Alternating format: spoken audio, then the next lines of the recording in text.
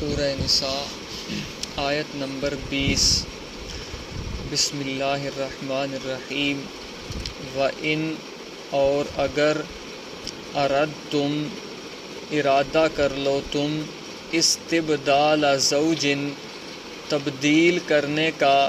ایک بیوی مکان زوجن پہلی کی جگہ پر، وآتیتم اور دے چکے ہو تم احداہن ان میں سے ایک کو قنطارن بہت سارا مال، فلا تأخذوا پس نہ لو تم منہ اس مال سے شیئا کچھ بھی، اتأخذونہ کیا لیتے ہو تم اس مال کو بہتانن بہتان باندھ کر، و اسما مبینا اور کھلا گناہ لے کر، وکیف تأخذونہ اور کیسے لیتے ہو تم اس مال کو، وقد افضا اور حالانکہ تحقیق پہنچا، بعضکم بعض تمہارا، الی بعض بعض کی طرف، واخذنا اور لیا ان عورتوں نے، منکم تم سے، میثاقا غلیظا وعدہ غلیظاً پختہ، وَإِنْ أَرَدْتُمْ اسْتِبْدَالَ زَوْجٍ یہ 10ویں حکم کا بیان ہے کہ گھر کے اندر امن قائم رکھنے کے لیے 10ویں حکم کا بیان اور جاہلیت کی ایک بری رسم کا رد ہے۔ اس سے پہلے بھی پچھلی آیت میں بھی، اس سے پہلے بھی جاہلیت کی بری رسموں کا رد ہوتا آ رہا ہے۔ یہ بھی رد ہوا کہ عورتوں پر جبر نہ کرو،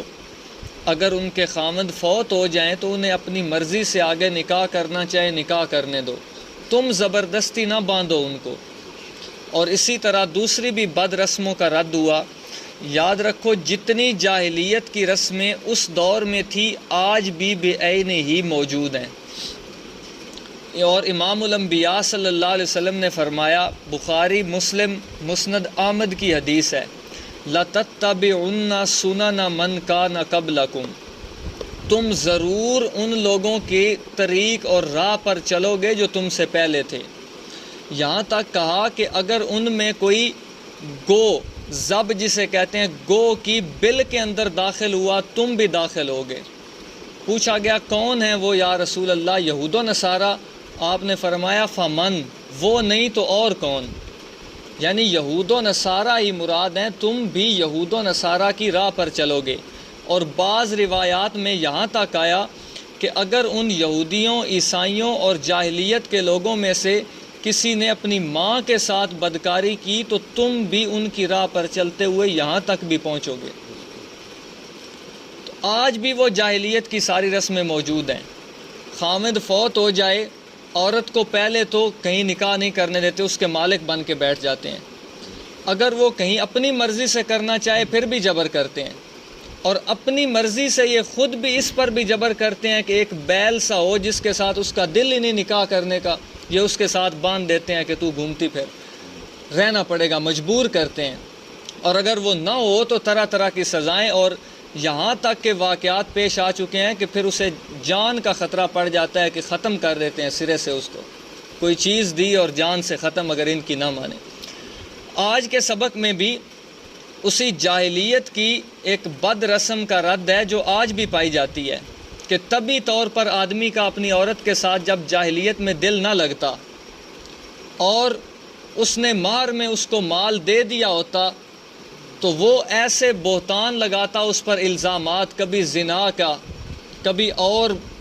اس بات چوری کا، اس بات کا کہ یہ نافرمان ہے، طرح طرح کے الزام اور بہتان لگا کر اس بات پر مجبور کرتا کہ یہ کہے کہ یہ جو ماں رہنا اپنا جو تو نے دیا ہے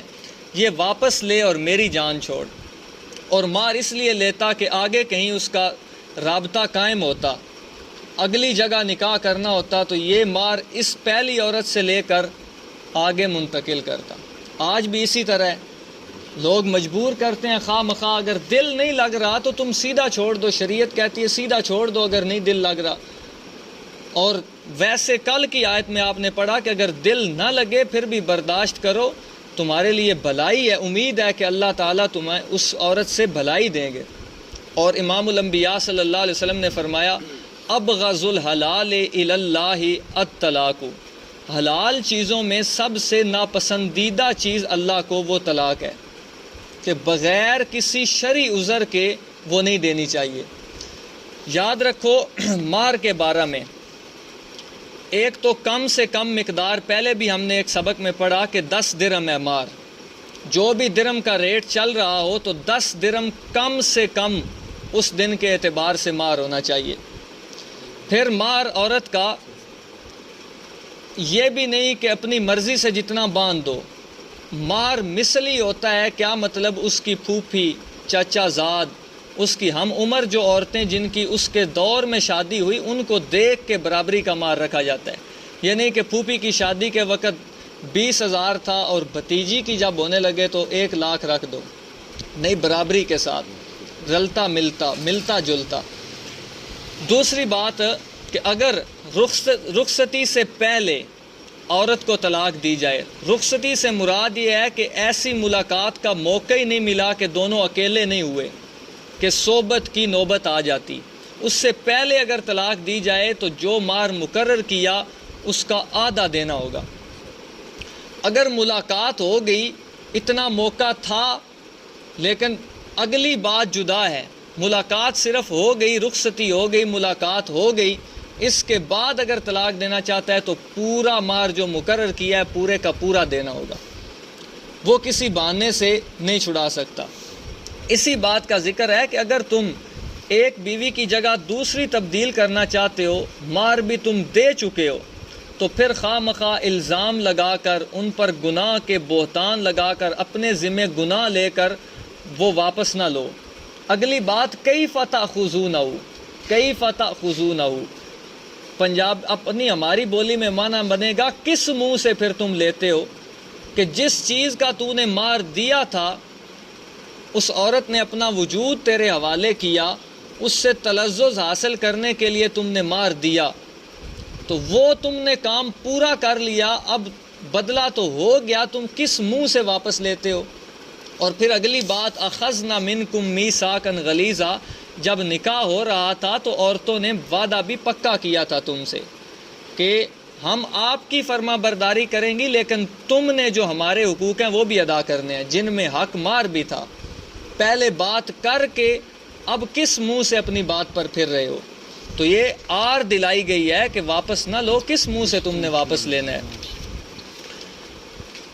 وَإِنْ أَرَدْتُمْ، جتنے بھی احکامات ہم پڑھ رہے ہیں سب سے پہلے اپنے اندر سوچنا چاہیے اور عمل کا جذبہ پیدا کرنا چاہیے، اور قرآن پر مراقبہ کرنا چاہیے کہ یہ قرآن ہمارے لیے آیا ہے، کیا اس عمل پر، اس حکم پر ہمارا عمل ہے یا نہیں ہے تو کرنے کا جذبہ ہو، جو پیچھے کوتاہی ہوئی اس پر استغفار ہو، اور پھر اس قرآن کی آگے دعوت ہو۔ امام الانبیاء صلی اللہ علیہ وسلم نے فرمایا بلغوا عنی ولو کان آیۃ، ایک آیت بھی تمہیں سمجھ آ جائے تو اسے آگے پہنچاؤ، لیکن شرط یہ ہے کہ سمجھ آئے، خوب سمجھ کے پھر آگے دعوت ہو، تو اس کو آگے پہنچانا بھی چاہیے۔ وَإِنْ أَرَدْتُمْ، اور اگر تم ارادہ کر لو استبدال زوج، بیوی تبدیل کرنے کا، مکان زوج، پہلی کی جگہ پر، وآتیتم، اور دے چکے ہو تم، احداہن، ان میں ایک کو، قنطارن، بہت سارا مال، فلا تأخذوا، پس نہ لو تم، منہ، اس مال میں سے، شیئن، کچھ بھی، اتأخذونہ، کیا لیتے ہو تم اس مال کو، بہتانن، بہتان باندھ کر، واسما مبینا، اور کھلے گناہ کے ساتھ، وکیف تأخذونہ، اور کیسے لیتے ہو تم اس مال کو، وقد افضا، اور تحقیق افضا پہنچا بعض تمہارا، الی بعضن، بعض کی طرف،